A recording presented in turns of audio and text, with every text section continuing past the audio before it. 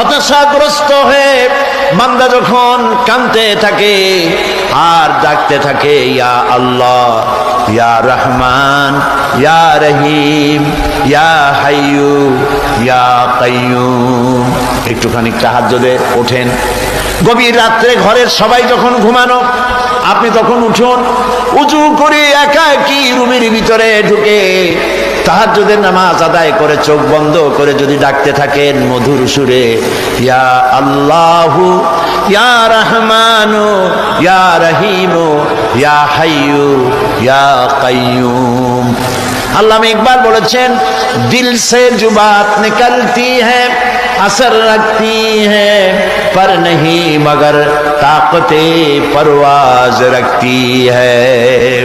দিল থেকে যে কথা উচ্চারিত হয়, মুখের কথা আর মনের কথা ভিন্ন রকম।